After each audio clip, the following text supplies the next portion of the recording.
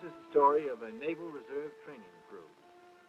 Our Navy's mission in peacetime is to support the foreign policy of the United States in widely separated areas of the world, and in wartime to gain and maintain control of the seas in order to use them for our own purposes and to deny their use to our enemies.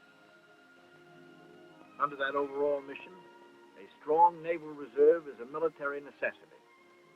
The mission of the Naval Reserve is to provide a body of trained men ready on short notice to augment our regular Navy in time of war or national emergency. The best way to ensure a well-trained reserve is to take our reservists aboard our active ships and give them training in actual seagoing operations. This is the story of such a Naval Reserve Training Crew. The story of a group of part-time citizen sailors whose rates vary from seaman apprentice to chief petty officer, and whose civilian occupations encompass an even greater range. A graduate student and a garage mechanic, a bond salesman and a city fireman, a research worker and a factory laborer. In short, representatives of all walks of life. But these officers and men all have one common bond, a sense of duty to their country and devotion to their Navy. For 48 weeks, these men have spent one evening a week at their local Naval Reserve training centers, learning the skills necessary to the functioning of an efficient, modern Navy. There, each man trains in one of various ratings or specialties, perhaps as an electronics technician, or a pipe fitter, or a radioman. Now they put aside their civvies and their regular jobs to go to sea. This is their chance to put the skills and knowledge gained at the Naval Reserve Training Centers to practical test in shipboard training at sea. Annual training cruises for the United States Naval Reserve are made from both East and West Coast ports and are carried on in the 39 destroyer type and smaller surface vessels assigned to full-time Naval Reserve training duty, or in assigned ships of the active U.S. fleet. From cities and towns up and down the East Coast, from Boston to Charleston, the men for this particular cruise assemble at the 6 ports of embarkation. The 1,000 reserve officers and enlisted men who volunteered for this special 4-week cruise come from reserve training centers located in the eastern part of the country. With the reserves aboard, all boilers are lit off and final preparations for getting underway are completed. The departure times have been set so that all ships will join up at the rendezvous on schedule. 13 destroyer escorts and 2 fast assault transports comprise the 2 divisions. These ships, assigned solely for training naval reservists, are bound for ports in Spain and Portugal this year. For all hands, this spells adventure and the excitement of foreign travel. But even more important, this is an opportunity to put to a test the knowledge of their various rates and specialties. Aboard all ships of the squadron, training and drills begin immediately. The reservists are assigned to watches and battle stations and introduced to the routine of shipboard living. Instructions in the use of life jackets and survival at sea are given. This is very necessary for the recruit and a good refresher for the others.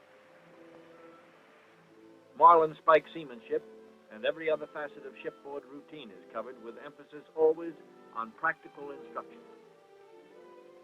In anticipation of the first Liberty port, captain's personnel inspection is held.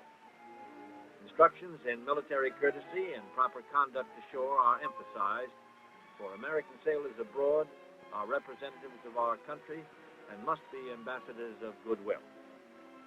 All divisions, including reserves, are ready for inspection. Young faces, old faces, a school teacher from Ohio, a student from South Carolina, a machinist from Pennsylvania. All these men understand the role of the Naval Reserve and their responsibility as American citizens. Before the cruise ends, they will be a mobile and efficient fighting force available and ready in any national emergency.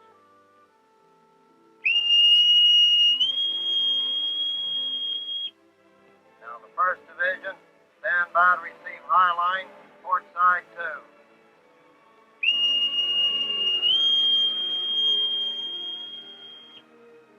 All hands,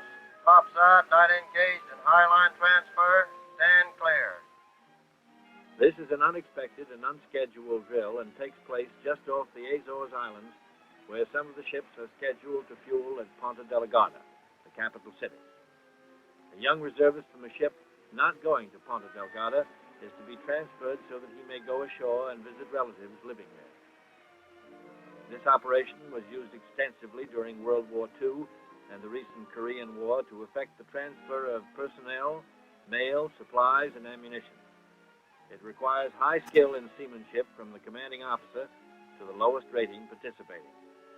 This gives the reservists an actual chance to appreciate the usefulness of the operation and to show their success in mastering this difficult operation. The ships steam into Ponta Delgada harbor, and the first foreign liberty nears. These islands, discovered and settled by the Portuguese, served as U.S. naval bases during World Wars I and II. As a result, the American sailors will be welcomed as old friends.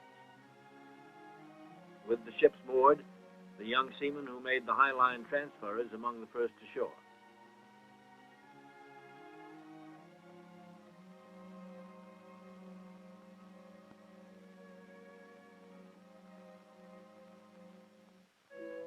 After 5 days at sea, the men have a chance to stretch their legs, sightseeing in the quaint old town.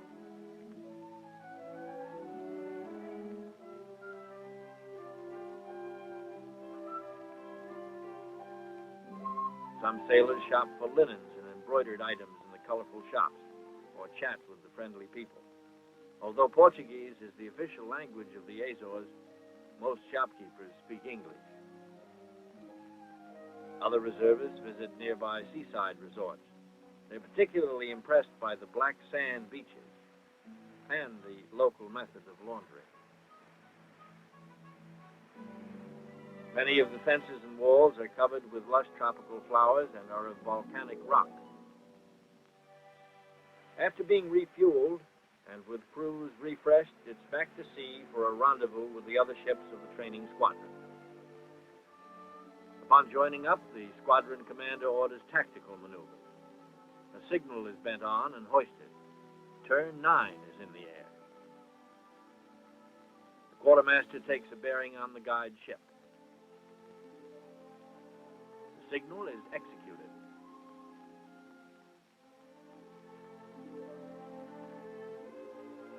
The officer of the deck orders right standard rudder, and the wheel is put over, and the turn is completed.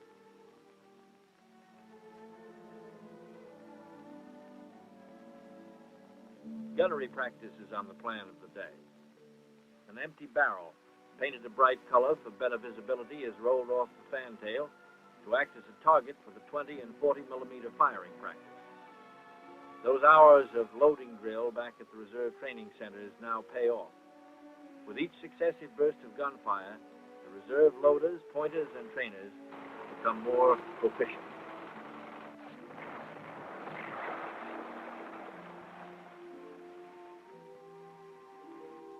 After a strenuous day of drills, exercises, and shipboard routine, the men relax in the crew's messing compartment.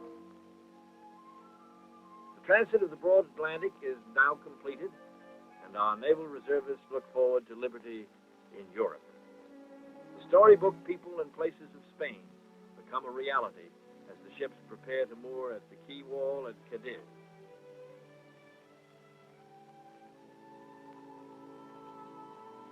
Spanish officials pay a welcoming visit to the American vessels in the traditional exchange of honors.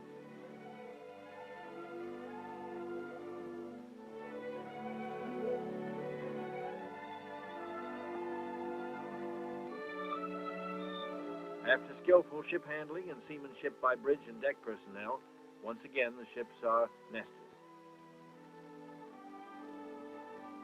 All men not in the duty section are free to go ashore and see the sights of this historic city, which dates back to the days of the Phoenicians. As in most Spanish cities, one of the main attractions for the reservists is the cathedral with its marble pillars and golden domes. The architecture shows evidence of the Moorish occupation many years ago. The downtown plazas with their colorful mosaic sidewalks also show the Moorish influence, and attract the interest of the sailors. Cádiz is rich in monuments and churches, and is also noted for its straight, narrow streets. The biggest spectator sport in Spain is, of course, the bullfight. The reservists join the local fans and take the bus to the Corrida de Toros. The Americans soon find themselves caught up in the gaiety and festive spirit of the crowd.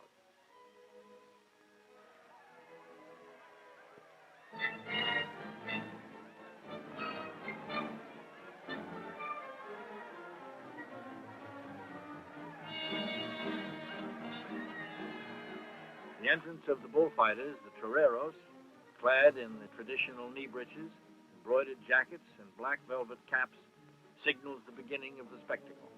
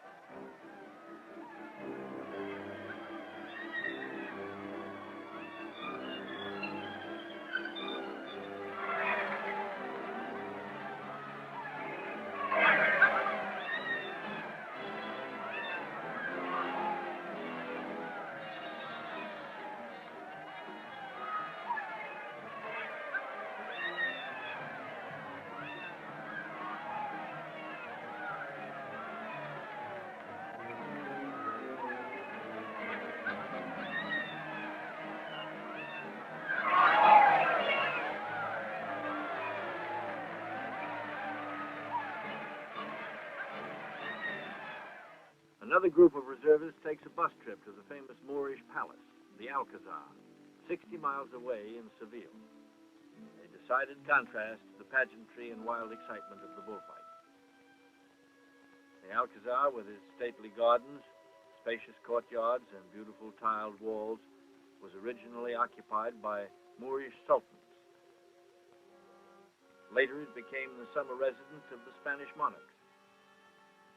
It was here that Columbus received permission from Queen Isabella to start on his first voyage to the New World.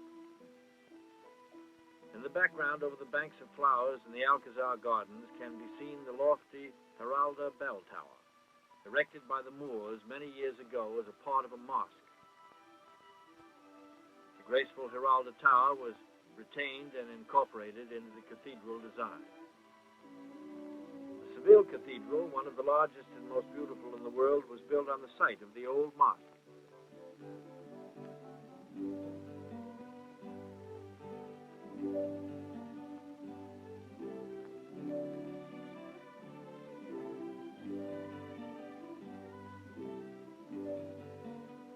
Of all American sightseers, U.S. sailors are the most enthusiastic. Their activities range from riding in a picturesque horse-drawn carametta to visiting cultural museums. But now it's again single up and cast off all lines, for the visit to Spain is over. All engines ahead standard speed as the ships steam out and clear Cádiz harbor.